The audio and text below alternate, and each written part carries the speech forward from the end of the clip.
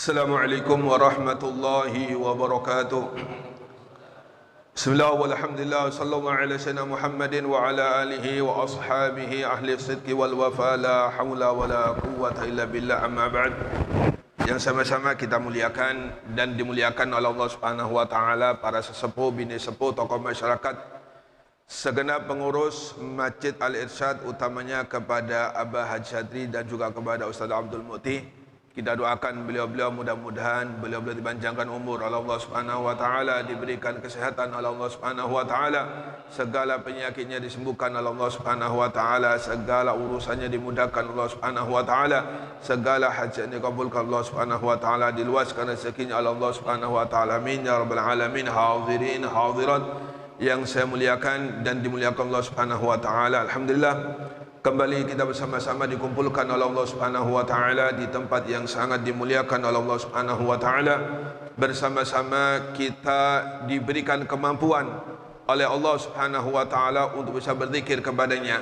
Kita memohon kepada Allah Subhanahu wa taala, kita meminta kepada Allah di waktu yang sangat mustajabah, dengan berkat kemuliaan Nabi Muhammad sallallahu alaihi wasallam dan dengan berkat kemuliaan para habaib, para wali-wali Allah Subhanahu wa taala, utamanya dengan berkat kemuliaan Al-Imam Al-Qutub Al-Habib Abdullah Al-Haddad dan dengan berkat kemuliaan Al-Imam Al-Qutub Al-Habib Abu Bakar bin Muhammad As-Segaf. Mudah-mudahan Allah Subhanahu wa taala pertemukan kita dengan Nabi Muhammad sallallahu alaihi wasallam sebelum ruh kita diambil oleh Allah Subhanahu wa taala. Mudah-mudahan Allah Subhanahu wa taala pertemukan kita dengan Nabi Muhammad sallallahu alaihi wasallam sebelum ruh kita diambil oleh Allah Subhanahu wa taala. Mudah-mudahan Allah Subhanahu wa taala pertemukan kita dengan Nabi Muhammad sallallahu alaihi wasallam sebelum ruh kita diambil oleh Allah Subhanahu wa taala, ya qadatan wa man aman daiman mustamirra, amin ya rabbal alamin.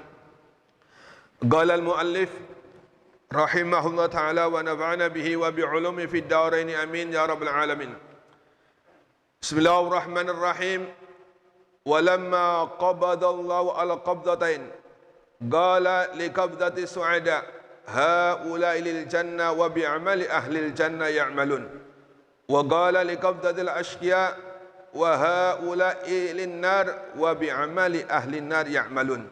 Thumma alam anna al mu'min al basir bid-dini ar-rasikh fil ilmi wal yakin walladhi yuhsinu ala amalillah wa yajtahidu fi dhalika bi kulliyati, thumma ya'tamidu ala Allah wa ala fadli wala ya'tamidu ala amali wa ihsani ila akhiri ma qala radhiyallahu ta'ala anhu. Minggu kemarin Ar-Rasul sallallahu alaihi wasallam mengatakan bahwasanya ciri-ciri seseorang itu diciptakan oleh Allah Subhanahu wa taala menjadi penghuni surga Allah Subhanahu wa taala, ia dimudahkan untuk beramal satu amalan yang menjadikan penyebab dia masuk surga. Zahir, batin, hanya Allah Subhanahu wa taala. Sedangkan ciri-ciri orang diciptakan oleh Allah Subhanahu wa taala menjadi penduduk neraka Allah Subhanahu wa taala, yaitu dia dipermudahkan oleh Allah Subhanahu wa taala untuk mengamalkan atau berbuat satu amalan yang menjadikan dia menjadi penduduk neraka Allah Subhanahu wa taala. Mudah-mudahan Allah Subhanahu wa taala ciptakan kita termasuk menjadi penduduk surga Allah Subhanahu wa taala. Sebab sebagaimana kita ketahui 50.000 tahun sebelum Allah Subhanahu wa taala menciptakan segala sesuatunya, takdir kita sudah ditentukan oleh Allah Subhanahu wa taala. Allah Subhanahu wa taala menentukan kepada hamba-hambanya jelas dua penentuan. Ini termasuk orang-orang suada, yakni orang-orang yang beruntung mati dalam keadaan Islam, dan dia kelak dia memiliki kiamat akan mendapatkan ampunan dari Allah Subhanahu wa taala. Dan satunya Allah Subhanahu wa taala menentukan dari hamba-hambanya ini orang menjadi asyqiya, yaitu orang-orang yang celaka. Na'udzubillah. Adapun orang-orang yang suada, orang-orang yang beruntung, dikatakan oleh Allah Subhanahu wa taala oleh Nabi Muhammad SAW, haulai lil jannah. Ini orang-orang penduduk surga dan dia akan beramal satu amalan yang menjadikan penyebab dia masuk surga. Sedangkan asyqiya dikatakan ini orang-orang menjadi penghuni neraka Allah Subhanahu wa taala dan dia beramal satu amalan yang menyebabkan dia menjadi penghuni neraka Allah Subhanahu wa taala. A'udzubillah, tsumma a'udzubillah. Sekecil apapun dari perbuatan baik, ikhlas karena Allah Subhanahu wa taala, ini ada peluang untuk mendapatkan ridho dari Allah Subhanahu wa taala. Sebagaimana sering kita dengar, Sayyidatuna Aisyah, beliau pernah beli seorang jariyah atau budak perempuan. Belum genap 1 minggu, baru saja Sayyidatuna Aisyah beli jariyah atau budak perempuan, datang malaikat Jibril memberitahukan kepada Nabi Muhammad agar perempuan tersebut dikeluarkan. Setelah dikeluarkan, Rasul sallallahu alaihi wasallam memerintahkan kepada Sayyidatuna Aisyah untuk memberikan 1 biji kurma. Bukan 1 kilo. Bukan 1 on. Atau bukan seperempat. 1 biji kurma. Keluarlah jariyah ini dari rumah Nabi Muhammad sallallahu alaihi wasallam. Dicuil sedikit. Kurma ini dicuil sedikit, berarti nggak utuh. Dicuil sedikit, dimakan oleh jariyah tadi atau budak perempuan tadi, sedangkan secuilnya di tengah jalan diberikan oleh jariyah kepada seorang.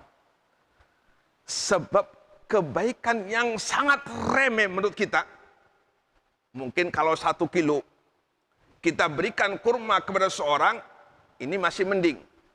Ini bukan 1 on, bukan seperempat. Secuil dari kurma yang diberikan oleh Rasulullah SAW kepada jariyah tersebut. Asalnya 1, dicuil, dimakan, secuilnya dikasihkan seseorang. Turun malaikat Jibril atas perintah Allah Subhanahu wa taala, wahai Muhammad, kembalikan perempuan tersebut. Bingung Nabi Muhammad. Rupanya sebab secuil dari kurma ini ikhlas lillahi ta'ala karena Allah Subhanahu wa ta'ala, maka menjadi penyebab ridhonya Allah Subhanahu wa ta'ala. Yang tadinya dicatat oleh Allah Subhanahu wa ta'ala perempuan tersebut min ahli nar, karena kebaikan secuil kurma yang ia sedekahkan kepada seseorang, dihapus oleh Allah Subhanahu wa ta'ala sehingga menjadi penghuni surga Allah Subhanahu wa ta'ala. Makanya kata Nabi, ij'alu bainakum wa bainan nar walau bisyikri tamro. Jadikanlah diri Anda antara neraka dengan bersedekah walaupun dengan secuil dari buah kurma. Ini sabda Nabi Muhammad. Dalam hadis lain mengatakan, ittaqun nara walau bisyikri tamro. Takutlah kalian kepada api neraka Allah Subhanahu wa taala walaupun dengan secuil kurma. Ini menunjukkan betapa utamanya, betapa agungnya, besarnya fadilah orang yang bersedekah. Makanya sedekah ini dapat memadamkan murka Allah Subhanahu wa taala. Kemudian begitu pula sekecil apapun perbuatan kejelekan yang dilakukan oleh seseorang, ini juga dapat membuka peluang orang tersebut akan menjadi penghuni neraka Allah Subhanahu wa taala. Ini kecil. Bagaimana seorang menjadikan ridhonya Allah Subhanahu wa taala kepadanya, yaitu karena menyingkirkan gangguan dari jalan. Ada batu di jalan, diambil karena takut mengganggu seseorang, maka sebab inilah kata Nabi Muhammad, seorang tersebut dicatat oleh Allah Subhanahu wa taala mendapatkan ridho dari Allah Subhanahu wa taala. Ini dari sekecil amalan perbuatan yang baik. Dan sekecil apapun dari perbuatan yang buruk, ini juga bisa menjadikan seseorang membuka peluang neraka Allah Subhanahu wa taala. Sebagaimana kita ketahui, Bal'am bin Bawra, seorang ulama besar, seorang alimul allama, karena mendoakan buruk kepada Nabi Musa, menjadi penyebab dia menjadi penghuni neraka Allah Subhanahu wa taala. Apalagi dosa besar.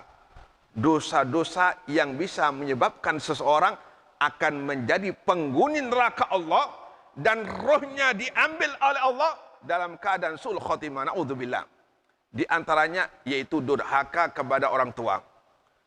Al-Habib Soleh Al-Hamid Tanggul, beliau setiap dalam keadaan apapun, ada tamu, ketemu dengan teman-temannya, yang diwasiatkan oleh beliau orang tua. Jangan sampai durhaka terhadap orang tua, jangan sampai durhaka terhadap orang tua.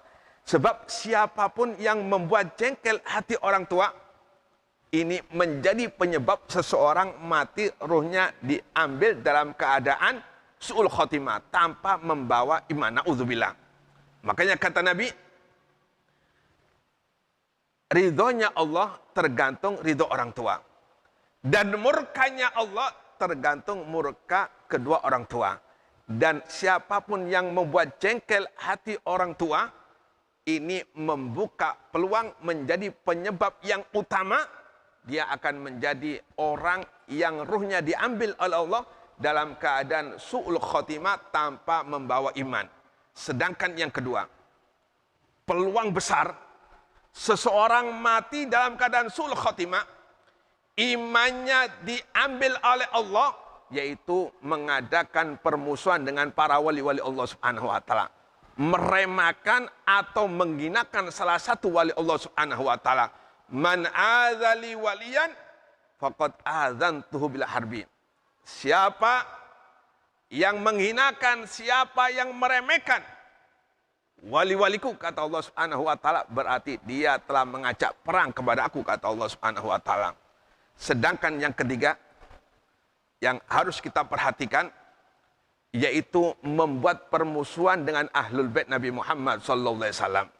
Siapapun yang membuat permusuhan dengan ahlul bait Nabi Muhammad, siapapun yang membuat permusuhan dengan para habaib, para syarifah, keturunan Nabi Muhammad sallallahu alaihi wasallam, ini membuka peluang besar dia akan menjadi orang yang ketika ruhnya diambil oleh Allah, beserta itu pula imannya diambil oleh Allah Subhanahu wa taala. Ar-Rasul sallallahu alaihi wasallam bersabda, "Walau anna rajulan safana bainar rukni wal maqam fa shalla wa shoma thumma mata fa huwa mubghidun li ali Muhammad illa adkhalahu an-nar," atau kama qala.